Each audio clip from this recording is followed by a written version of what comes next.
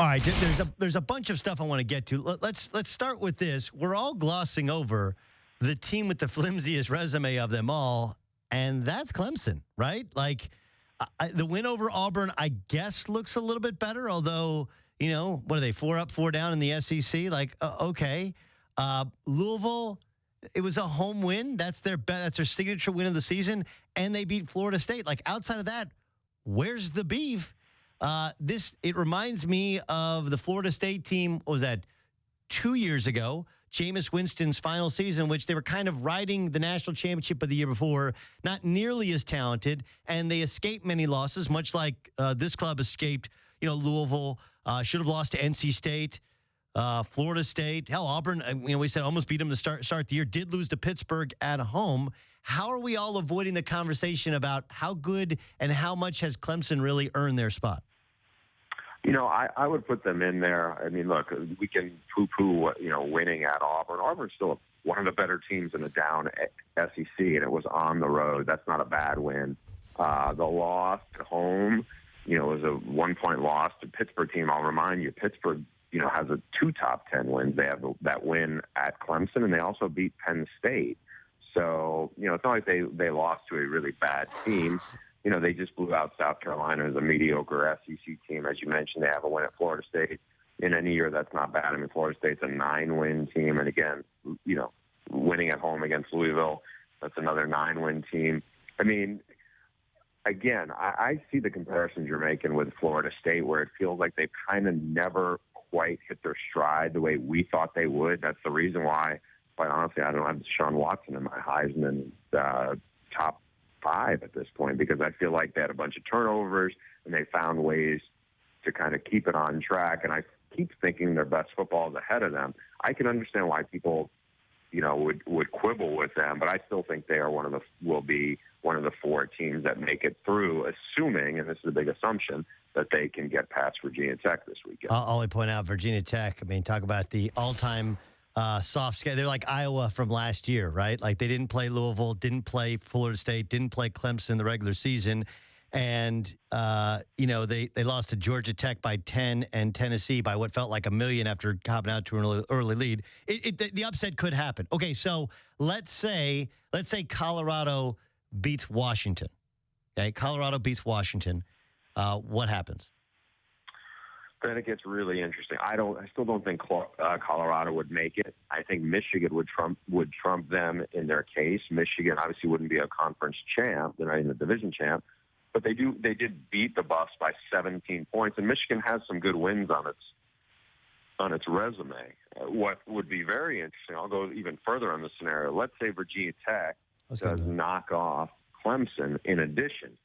At that point, I think we have a chance, especially if Penn State beats Wisconsin, of having 3 Big Ten teams make the Final Four: Ohio State, Penn State, and Michigan. I mean, I think, and I say this, and I say it while admitting that I'm doing the Bedlam game this weekend for Fox, Oklahoma State, which is a de facto title game. I think there's actually a slightly better chance of getting 3 Big Ten teams making the Final Four than there is of having 1 Big 12 team make it. That'd be fascinating. The Oklahoma State thing is interesting because they beat Pittsburgh, who beat Clemson and beat Penn State, and then you have to wonder, all right, what if the Central Michigan game didn't count? What if it counted as a win? How would we be looking at Oklahoma State? And they would not only have a win over Pittsburgh, top 25 team, but now they'd have a win on the road at Oklahoma. Do you think that would change? I know you're assuming Oklahoma, 14.5-point favorites, they win the game. If Oklahoma State wins, does that change that scenario? I actually think Oklahoma State will have a little more higher ceiling here than OU does. I mean, OU had the big, got blown out of home by Ohio State earlier in the season. I don't know if at all the committee will give any benefit of the doubt of the refs blowing it. I mean, some people are going to go, well, you still shouldn't have been that close against Central Michigan in the first place. I mean, I did an Oklahoma State game 2 weeks ago where they went to TCU and just crushed the Horned Frogs. I mean, absolutely dominated.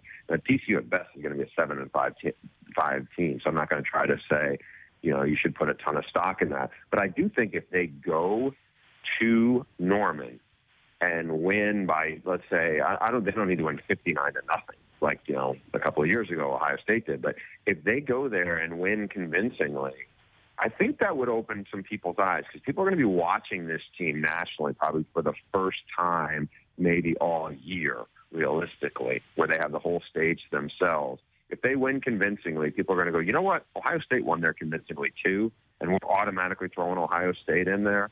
Granted, the Big Ten to me is a much tougher conference this year than the Big 12 is, but I think this is a chance for certainly the Cowboys to open people's eyes. They're pretty good. I really was impressed by what I saw from them a couple of weeks ago, and I think that Gundy's done a good job with them. I would tend to agree. It'll be a monumental upset if it happens, but it will be interesting if it happens. Bruce Feldman, he'll be covering the game, the Bedlam game for FS1. Was it Big Fox or FS1 this weekend?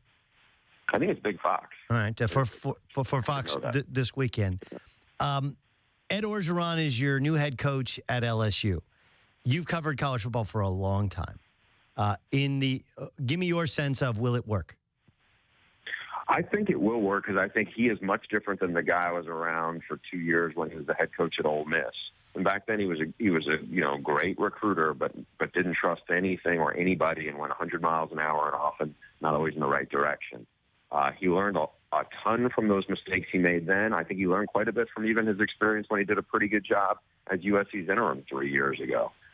He's got way more resources now than he did at Ole Miss, and I think he knows how to motivate players. I think he knows how to run a program, and if he can land Lane Kiffin to run his offense and lock up Dave Aranda to run the defense, look out, because they're going to get really good players, because he's a really good evaluator and has really strong connections in and around the Deep South. I think he will do very well at LSU. All right, maybe be interesting to find out. Brian Kelly, it was just as weird, like terrible year, awful relationships with the media. The perception of him and this program is not strong. And then, of course, there was that weird report where he's, looking around to see if he can get another job, if there's somewhere else he can continue coaching. And then he released a press release kind of hours later. No, that's not the case. What's the end game at Notre Dame? I think he's going to be there. Remember, this is a guy who almost had them in the playoff last year when they had a bunch of injuries. They were like a field goal away from making the playoff last year. Now, this was a dreadful season, and some of the stuff you said, getting red-faced on the sidelines, people, that was worn thin with people. Sometimes I think, he hasn't handled the press conferences, certainly the right way. But I don't see Notre Dame, I don't see them trying to run him out of there, because it would cost them a fortune to do that. I think some of this story was some wishful thinking from on a lot of people who said, we're kind of tired of it. He's been here for a long time. And I think that, I think that's part of why some of these things get some traction. It's a really bad year. I mean, they were one of the biggest disappointments in college football this season. And I think that's kind of spiraled in this direction. But I think he'll be back next year. I would expect him to. And, we'll see. After that, as you all know, having gone to school there, but I think anybody who's coached at Notre Dame for more than 5 years, that's like dog years to other places, just because it is such a fishbowl and the expectations are so high, and some of the things you deal with there are way different than you deal with if you're a head football coach at any other quote-unquote powerhouse program.